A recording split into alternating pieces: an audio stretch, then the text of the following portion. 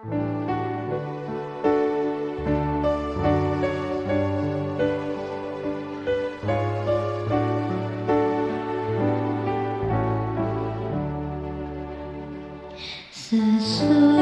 malam fajar mereka bersama Yesus, surga mulai.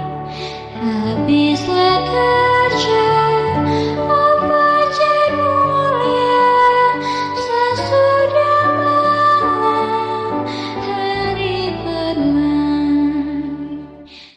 Sesudah malam pertemuan indah, tiada menangis, tiada kesal. Di negeri mulia tak lagi pisah. Sesudah malam hidup kekal. Shalom, selamat sahabat, permisa yang diberkati Tuhan. Bertemu kembali dalam seri Renungan Pagi. Sebelum kita mendengarkan firman Tuhan dalam Renungan Pagi kita pada hari Sabat yang indah, mari kita sama-sama berdoa. Tuhan Allah Bapa kami yang bertata dan bersemayam dalam kerajaan surga. Terima kasih Bapa atas berkat penyertaan kasih-Mu selama 6 hari lamanya kami beraktivitas, selama 6 hari lamanya kami bekerja, dan pada hari Sabat-Mu yang indah ini ya Bapa, kami merasa bersuka cita karena Engkau memberikan berkat-berkat begitu yang luar biasa kepada kami ya Bapa. Ya Bapa, pada pagi hari ini kami akan mendengarkan renungan pagi, kiranya Engkau boleh memberkati kami, agar apa yang kami dengar boleh kami tanam dan boleh kami praktekkan dalam kehidupan kami ya Bapa. Terima kasih ya Bapa, di dalam nama Tuhan Yesus, Juru Selamat dan Penebus kami yang hidup. Amin. Renungan pagi hari ini, Sabat, 25 Januari 2025 dengan judul Racikan Gila. Ayat hafalannya adalah ketika tiba saatnya, Yesus duduk makan bersama-sama dengan rasul-rasulnya. Katanya kepada mereka, "Aku sangat rindu makan Paskah ini bersama-sama dengan kamu sebelum aku menderita." Lukas 22 ayat yang ke-14 dan 15. Racikan kokaina yang keras dibuat dengan memanaskan ramuan kokaina, yaitu hidrokolorida, soda kue, dan air. Penguapan kemudian menyisakan sedikit batu. Ketika batu ini dihirup oleh seseorang dalam waktu beberapa detik, 80% kokain masuk ke dalam otak, yang menyebabkan otak melepaskan dopamin, hormon kesenangan. Hal inilah yang menyebabkan sakau yang kuat yang bertahan selama 1 atau 2 menit. Setelah mengalami sakau yang pertama, 60 hingga 80% penggunaannya menjadi kecanduan.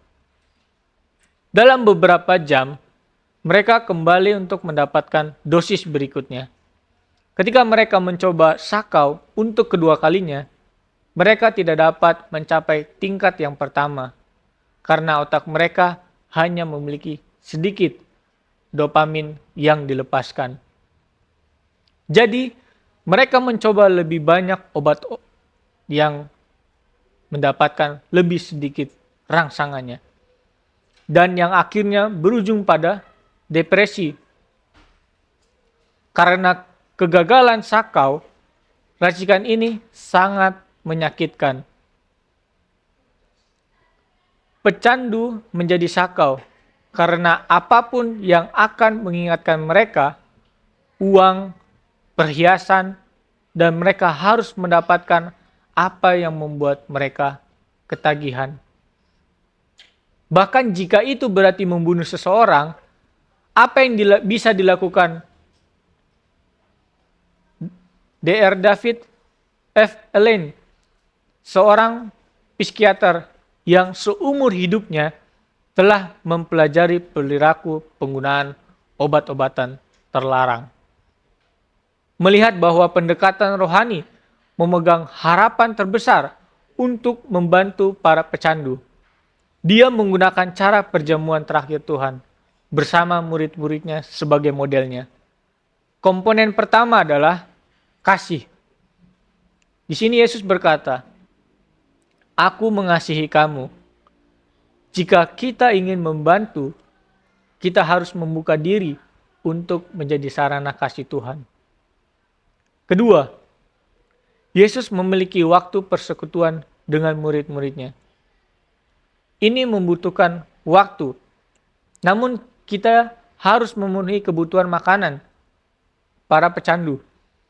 Makanlah bersama-sama dengan mereka dan dengarkanlah mereka. Dan yang ketiga, kita sudah harus menduga akan adanya perlawanan. Yudas menolak kasih Yesus, tetapi itu tidak menghentikan Yesus dari misinya. Kita tidak boleh berkecil hati. Yang keempat, Yesus menanggalkan jubahnya dan melakukan pekerjaan seorang hamba. Kita tidak boleh bersikap, "Saya lebih baik dari Anda." Dan yang kelima, kesederhanaan. Tuhan kita mengambil baskom air, yaitu sesuatu yang sangat sederhana. Program-program untuk itu tidak harus mahal sebenarnya, dan tidak harus rumit untuk menjadi efektif. Lalu yang keenam, melayani. Yesus membasuh kaki murid-muridnya, termasuk kaki Yudas. Mungkinkah ujian sebenarnya dari kuasa kesembuhan Tuhan adalah ketika kita bisa membasuh kaki mereka yang berniat menghancurkan kita? Ketujuh, transcendent. Hal ini sebenarnya sederhana, yang berarti meskipun ada masalah yang dahsyat, Tuhan tetap berkuasa. Dan jika Tuhan di pihak kita, siapa yang dapat menjadi lawan kita? Tuhan, tolonglah saya agar saya dapat meneladani hidup Yesus dan berusaha membantu orang lain seperti yang Dia lakukan. Kiranya melalui renungan pagi ini mengajarkan kita agar kita lebih tetap rendah hati, agar kita lebih tetap setia dan melakukan apa yang Tuhan lakukan bagi kita. Mari kita sama-sama berdoa. Tuhan Allah Bapa kami yang bertata di dalam kerajaan surga.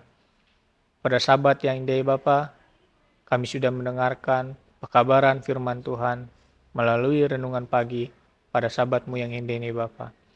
Ya Bapa, biarlah apa yang kami dengar boleh kami tanam dan boleh kami lakukan dalam kehidupan kami, sehingga orang-orang di luar sana yang belum mengenal kebenaran boleh mengenal kebenaran, dan itu boleh menjadi sukacita bagi kami dan terkhususnya bagi Tuhan ya Bapa.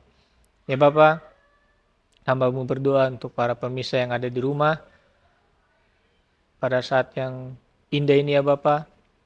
Biarlah Engkau memberkati mereka, biarlah Engkau memberikan kesehatan bagi para pemirsa. Mungkin ada yang sedang sakit, biarlah Engkau boleh sembuhkan. Mungkin ada yang sedang kurang enak badan, biarlah Engkau boleh pulihkan, agar boleh kembali bersama-sama untuk memuji dan memuliakan nama Tuhan ya Bapa.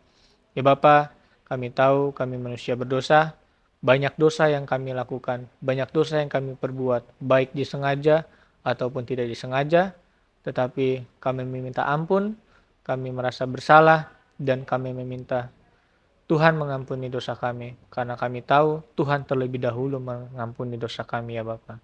Terima kasih ya Bapa, di dalam nama Tuhan Yesus, Juru Selamat dan Penebus kami yang hidup. Amin.